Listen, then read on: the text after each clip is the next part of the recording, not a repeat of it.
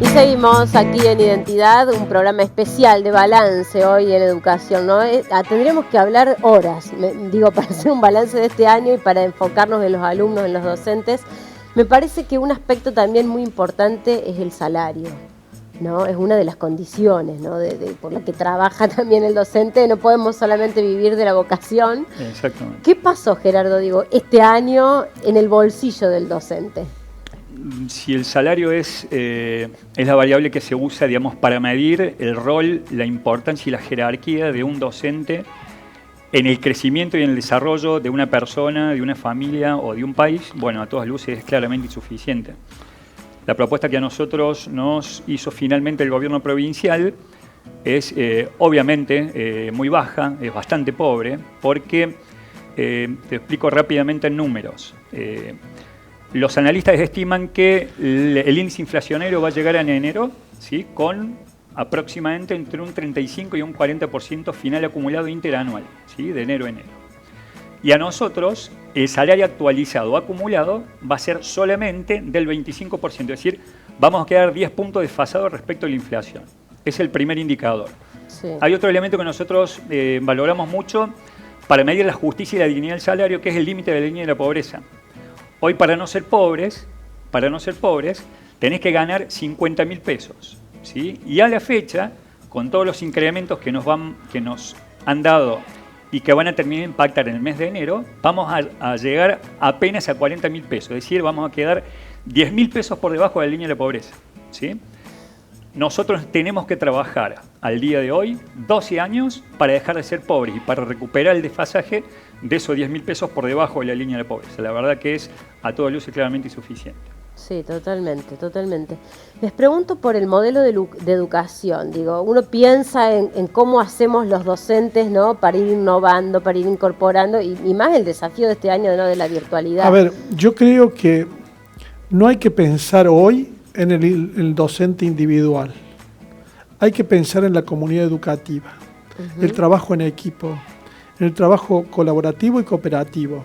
Tenemos que pensar en una escuela que aprende, y aprende siempre, pero aprende como escuela. Y aprende como escuela cuando un directivo empodera a todos sus docentes y no se siente como único dueño del poder y es el que baja la línea, como se dice, sino que es el que hace participar a cada uno con la riqueza que trae, con la capacitación que cada uno hizo fuera de la institución, pero en conjunto tenemos que trabajar juntos pensando proyectos de trabajo en común.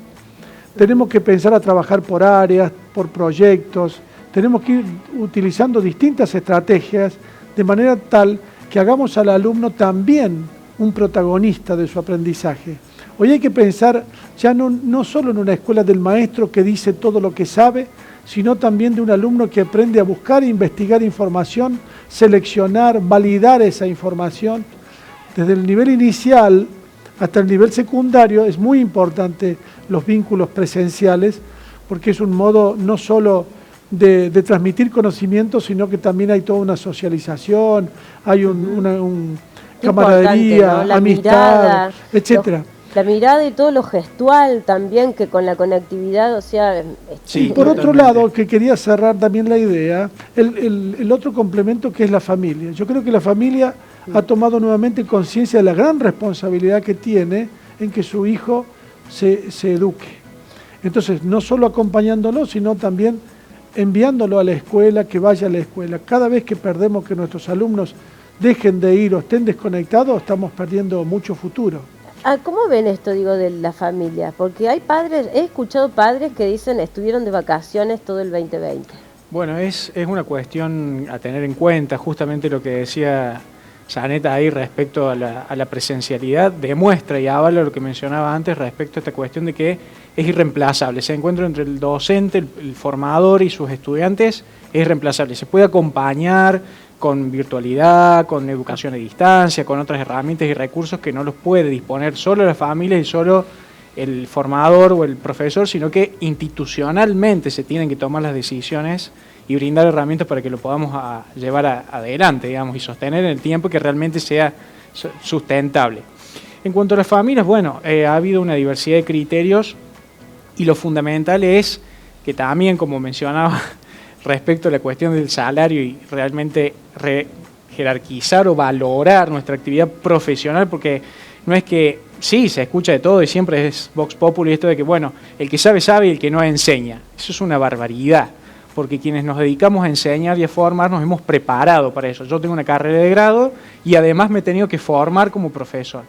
Entonces, la verdad que es absolutamente degradante una cuestión así. Las familias han acompañado en esto, y creo que esto nos tiene que servir y tiene que ser una enseñanza, hablando de enseñanza y aprendizaje, sobre todo a nivel social y a las familias, a darle valor a la palabra y al trabajo del profesor.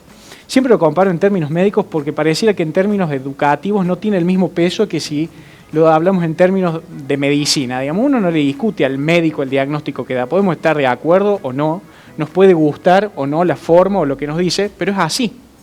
Entonces, a nivel de educación, el criterio y por qué el profesor hace o genera tal cuestión o interacciona de tal manera o propone tal herramienta o tal manera, tiene un sentido de ser, tiene toda una planificación y un fundamento profesional que las familias lo tienen que aceptar. Podemos estar o no de acuerdo, tenemos que trabajar juntos en eso, pero no es al azar. Digo, pensando... Me parece también, sí. Perdón, en la línea, él me hace acordar también otro elemento muy importante, las profundas desigualdades que ha marcado esta pandemia, ¿no? Entre aquellos que tienen acceso, que tienen posibilidades a veces económicas, o que tienen posibilidades, teniendo posibilidades económicas, no tienen conectividad, porque los lugares donde están... No pueden. Bueno, la conectividad es un tema hoy, digamos, esencial, digamos, para la educación. Es un derecho, y para el trabajo en general.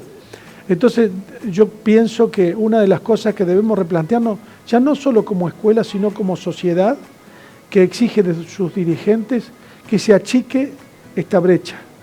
Totalmente, sí, se ha marcado muchísimo la desigualdad. Sí. Estamos con poquito tiempo, les pregunto, ¿por qué el docente sí o sí tiene que volver a las aulas? ¿Por qué hay que volver a las aulas? ¿Y qué visualizan después de todo este año para el 2021? Yo creo que somos los primeros en querer volver, eso quiero que quede absolutamente claro, porque como bien se dijo en esta mesa, la educación es una experiencia eminentemente social y afectiva, y no hay como la presencialidad para poder llegar al alumno. Los alumnos aprenden de nosotros, nosotros aprendemos de los alumnos aprenden entre sí, y se crea un clima educacional y social, por lo cual para nosotros en términos de calidad educativa es imprescindible volver. Y permíteme cerrar con esto, Juli, decirte que pensando en el 2021, a nosotros nos preocupa lo que presumimos que se va a dar, que va a ser la bimodalidad de la enseñanza. Sí. Recién planteábamos fuertemente que aún con una sola modalidad, que era la virtualidad del 2020, hemos padecido mucho, digamos, las consecuencias de la educación remota. Y me parece que el año que viene va a ser peor aún para nosotros. Todos están muy ocupados y preocupados por el abordaje pedagógico, por la recuperación de contenidos, por la forma de evaluar, por la terminalidad, pero veo que pocos se preocupan por el sujeto del hecho educativo que es el docente. Acá bien decía Ezequiel, hubo también, no hay pedagogía sin trabajo. Y quien trabaja, el sujeto que trabaja es el docente. Entonces yo creo que en ese sentido hay que cuidar a la gallina de los huevos de oro, ¿sí? Hay que cuidar al docente, la calidad del docente y sus condiciones medioambientales de trabajo para que se pueda de alguna manera seguir sosteniendo el sistema educativo. Yo creo también que hay que volver porque es un modo también de acortar esta brecha que dije y estas desigualdades, porque ya la posibilidad de asistir a la clase, asistir a la escuela, bueno, es el encuentro del docente directo con el alumno y el alumno tiene posibilidades de seguir aprendiendo. Sí, sí, también una cuestión a tener en cuenta no es volver por volver, porque por ahí todos tenemos ese entusiasmo y esa necesidad de volver que es clara y avalo y realmente es así, siempre y cuando estén dadas las condiciones, ¿no? Claro. Porque a veces por una cuestión de desesperación, por una cuestión de imagen, por una cuestión de que se ve que estamos volviendo, después nos terminamos yendo mucho más atrás de lo que avanzamos. Entonces es importante tener en cuenta esa cuestión, volver responsablemente y con esta cuestión de las jornadas y los tiempos laborales, ¿no? No es una cuestión de volver y hablar de una mixtura, esto hay que planificarlo, esto lleva trabajo y es importante que quienes toman las decisiones respecto de eso se asesoren y escuchen las voces de los que estamos ahí realmente, y las medidas y lo que se nos ha pedido a los educadores, digamos, durante este año, no se condice con esas cuestiones. Entonces por ahí hemos estado sobreexigidos, desbordados con medidas que se han contrapuesto en un principio, al medio, al final. Entonces lo único que ha generado es que tengamos que, digamos, que la educación se haya vuelto un ajedrez burocrático y se haya corrido el punto de interés que es la formación de los estudiantes. Entonces hemos tenido que hacer malabarismos para tener un seguimiento cuando las medidas no han sido claras de principio a fin, y es entendible porque nadie sabe cómo va la cuestión, pero nadie nos ha preguntado ni ha buscado el asesoramiento de quienes nos dedicamos a eso y estamos en directo con los estudiantes para poder hacerlo más eficiente. Entonces creo que hay que tener mucho cuidado, claro, al momento de tomar las medidas y tener en cuenta nuestra actividad para que sea algo, digamos, armónico, que nos sirva a todos y no nos desbordemos, digamos. Nos quedamos con esto, digo, estas reflexiones, ¿no? La importancia del docente, cuidar al docente, volver con los protocolos. Les agradezco a los tres por haber estado aquí. Tengo regalitos, mates de Luigi Cuero para este fin de semana, y para el corte ahora, miren, pastelería Sintac de Gisela Mondino, que vamos a compartir ahora. Muchas gracias a las tres. Gracias a vos, Juli. Una pausa, ya venimos.